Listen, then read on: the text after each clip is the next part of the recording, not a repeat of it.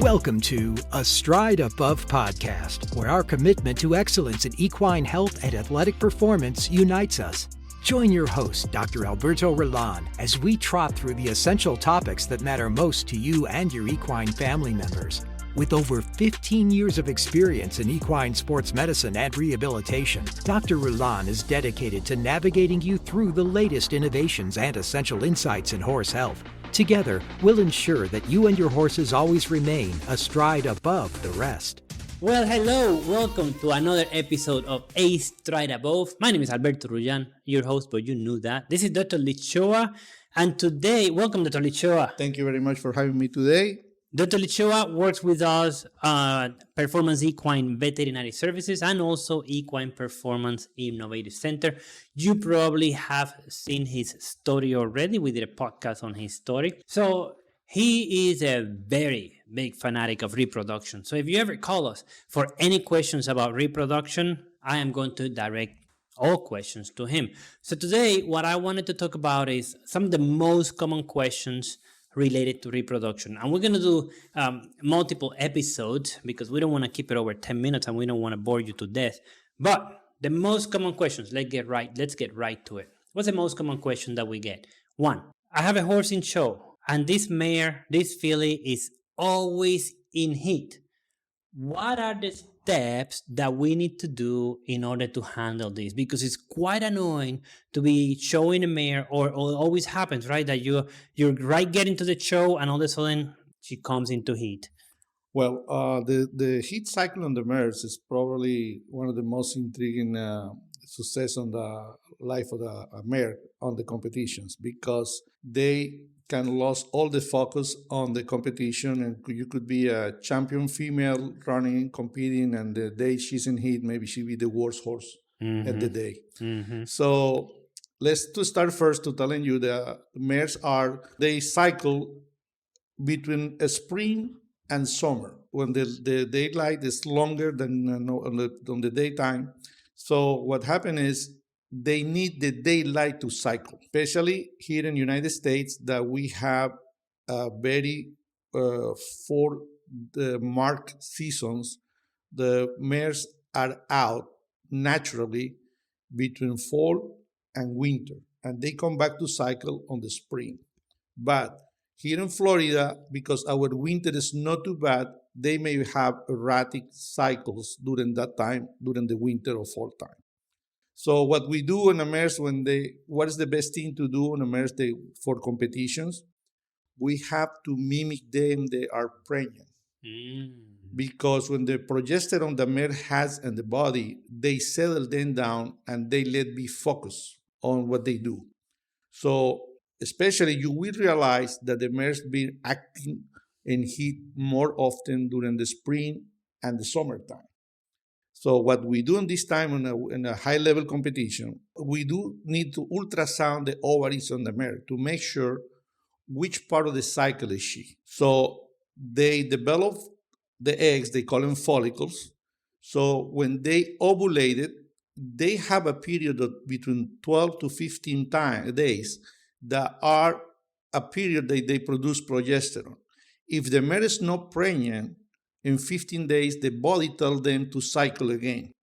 So we need to take advantage of those 15 days to keep the mare thinking that she's pregnant. So what we do that? To keep them focused, avoid the heat cycle during the competition. So we need to ultrasound them to make sure they have an ovulation.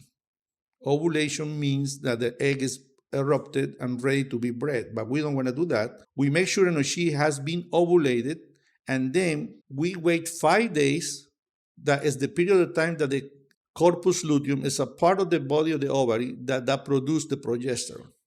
The corpus luteum is formed in the same place that she did ovulated.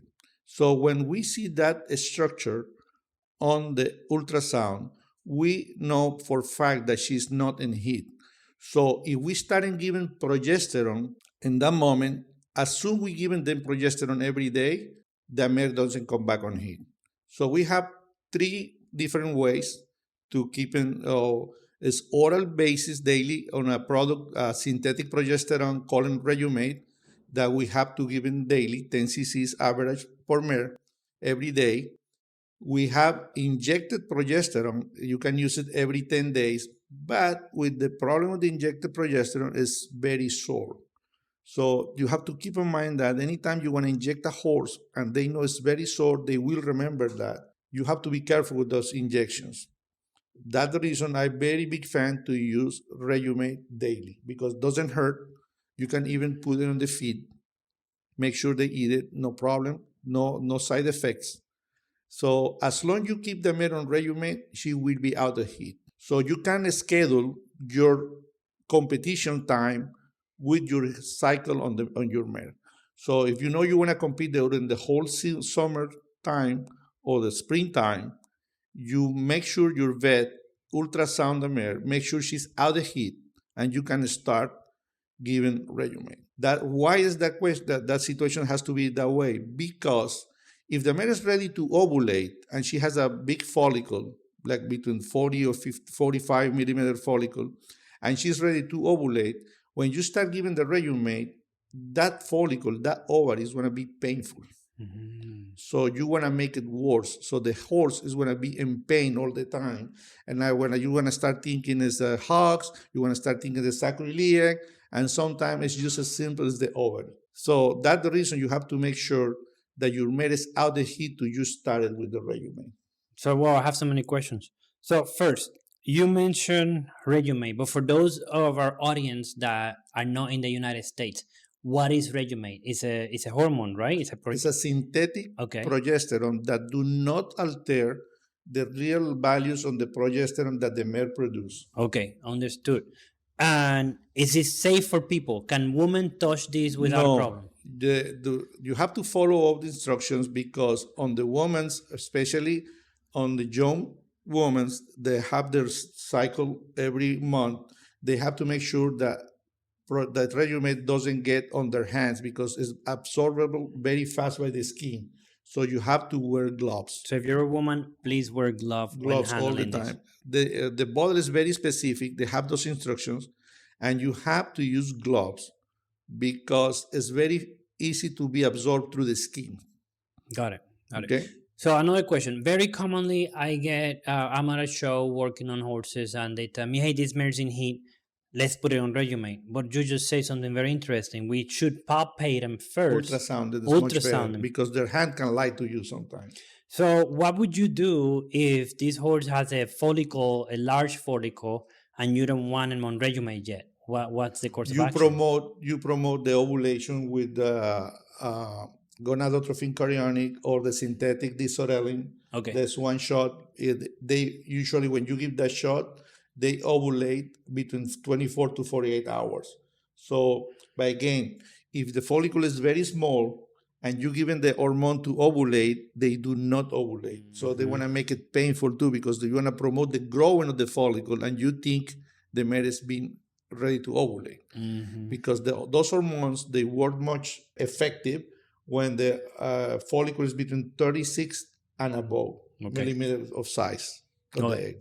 Got it. Very interesting. And what happens if she ovulates and she's still showing signs of heat? Why would horses do that? No, sometimes because they still have a little bit of, because the release of the FSH on the brain of the mare is FSH, follicle stimulating hormone. I don't want to get on that point to be more complicated, but those hormones is still on the bloodstream, and they still having some effect. That's the reason when they ovulated, you have to know your horse first. Some mares, they ovulated and they still 2 or 3 days showing heat, but she's not receptive to the stallion. So again, if you have to wait for the CL to form, you can start a Rejume. Okay. So some mares, they ovulate at the same day it's out of heat. So, but that's the reason you have to know your horse. I know a lot of people, they call me all the time. They call me, I know my mare very good. I know what is going on. And when they explain what they have to do, they call me back telling them they're happy with the result they see. Okay. Okay. Very good. That was a lot of information, and definitely by far, as a sports medicine vet, one of the most common questions that I that I get on the show ring. I hope this was helpful for you. Thank you very much, Dr. Lichoa.